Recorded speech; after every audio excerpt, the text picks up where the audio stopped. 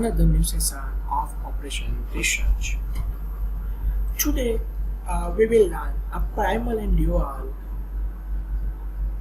of a linear programming. What is a primal, what is a dual, what is a duality in a LPP program. We convert that regular equation or given equation into the duality equation. Right? Up to so far, we understood a simple basic theory of LP, simple simplex method, graphical method, BGAM method, and solve various examples by applying that methods. Right? Today, we will learn a primal and dual. So, primal and duality in LP. The dual problem is an LP defined directly and systematically from the primal LP model. We have finding the direct dual problem from the primal LP problem. Clear? Second is either of the problem is primal with the other one as a dual. Right? So one problem is a primal, we have to convert that primal problem into the dual problem. The optimal solution of either problem reveals the information about the optimal solution of the other, right? So it both are interrelated. We have to convert that primal from the dual. So both are interrelated to each other. What are the basic characteristics of a primal to dual converter? Dual of dual is a primal, means we have convert primal from dual, and that dual again we convert in a dual, so we can get a primal value, right? So dual of dual is primal. Same example, minus of that value, we can get that positive value. Simple example over that, right? So second, if either the primal or dual problem has solution, then the other also have a solution, and their optimum values are equal. Means the question is that suppose we have converted the primal problem to dual problem, can we solve the dual problem by applying various methods, simplex, BGAM, or blah blah blah, right? What we have learned already in previous lectures. So we can apply that method and we can solve that, or it's possible to solve, or the value is the same, output or answer is the same or not. This such type of questions arise in your mind. So if either problem or if a problem of primal has a solution, then a dual has always a solution, right? And the same value they find as optimum value are equal, right? So next is if any of two problems has an infeasible solution, then the value of objective function of other is unbounded. So if problems of a two infeasible solution, so we already learned in a graphical method and which type of solution we learned as an unbounded solution and which type of solution we learned as a infeasible solution, right? Next is the value of the objective function for any feasible solution of the primal is less than the value of the objective function of any feasible solution of the dual. We get difference in only objective function. We get a less than value of objective function of primal compared to the dual, right? So primal objective function value is always greater than a dual function, because we have to minimize, so we have to convert that primal from dual. So we have a less parameters, so less variables in objective function as we convert it into a duality, right? So we see in example for easy explanation. Next characteristic is if either the primal or dual has an unbounded solution, then the solution to the other problem is infeasible. Already we see in last slide's second point, that is unbounded. In that is the reverse. If either primal and dual has an infeasible solution, then your objective function is unbounded. Here the same is vice versa. If a primal and dual has a unbounded solution, then your objective function will be infeasible, right? Next, if the primal has a feasible solution but the dual does not have, then the primal will not have a finite optimal solution, and vice versa, right? So next we will learn as advantage and application combinedly of a primal and duality. So sometimes the dual problem solutions may be easier than the primal solution, particularly when the number of decision variable is considered less than the slack or surplus variable. So maybe sometimes we feel that we solve a primal problem by using the simplex method, and the same problems after converting a dual we solve that problem by simplex method. We feel that dual problem is easiest in solving by using a simplex method, right, compared to the primal problem. So it may possible in the area like economics. It is highly helpful in obtaining a future decision in activities being programmed. Primal and dual, it is used in economics. In physics also it is used for parallel circuit and series circuit theory, right?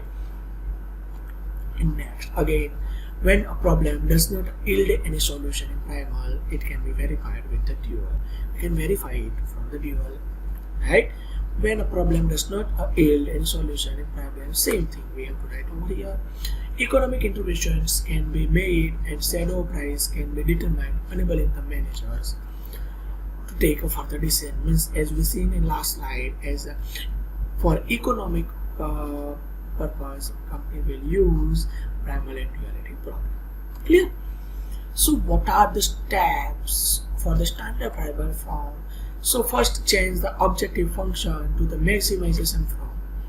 If the constraints have an equality sign, we have to put multiply both the side by -1 to convert the inequality sign as a less or equal to. If greater or equal to sign is given, so we have to multiply that -1 by converting that inequality sign into the less or equal to, right? Third one is constraint has equal to sign, then replace it by a two constraint involving inequality going in a opposition direction, right? These all steps we apply in an example and we easy understanding while solving the example, right? For example, 3x1 plus 5x2 is equal to 0, so we can write a simple as a 3x1 plus 5x2 less or equal to 10 over here, right? Same for step, every unrestricted variable is replaced by the difference of two non-negative variables. We get the standard primal form of given LPP, in which rules of primal and duals. First, transpose the rows and columns of the constraint coefficient. We have applied a transpose. That transpose we have applied already in a matrix form in past few semesters. We have learned that in mathematics or in 12th standard, transpose of matrix. So what we have to do in transpose of matrix, we have a transport the row into the column and column into that row, we can get the value. So same thing we have to apply for primal and dual. Transpose the coefficient c1, c2 up to cn of the objective function and the right side constraint b1, b2 and bn. Change the inequality sign less or equal to the greater or equal to sign. Minimize the objective function instead of the maximizing it, right? So here simple conversion of primal and dual, we see that first primal we take a maximum zx is equal to c1x1 plus c2x2 plus cnxn, that convert into the minimization z, that is b1 into w1, b2 into w1 up to so on bm into wn. What is a b1? So here we can get the primal as a constant value, RHS value. That RHS value we have to consider as a coefficient of objective function, right? So subject to the restrictions here, a11 into x1, a12 into x2, a less or equal to b1. So for less or equal to, we have to convert greater than equal to, and we have to put over values the coefficient of a primal objective function. We have to put as a RHS value of the constant, right? Here the RHS value of the constant in primal we put as a coefficient of objective function for the dual, right? So here we write less or equal to b1, here we write a greater or equal to c1. So that is first conversion, that is the second conversion. Up to so far we have to convert up to the n equation, right? So here x1, x2 is greater or equal to 0, up to xn is greater or equal to 0 as a non-negative sign. So same thing we have to apply for w1, w2 and w3 is greater or equal to 0 sign. So this is a basic conversion of a primal to the duality.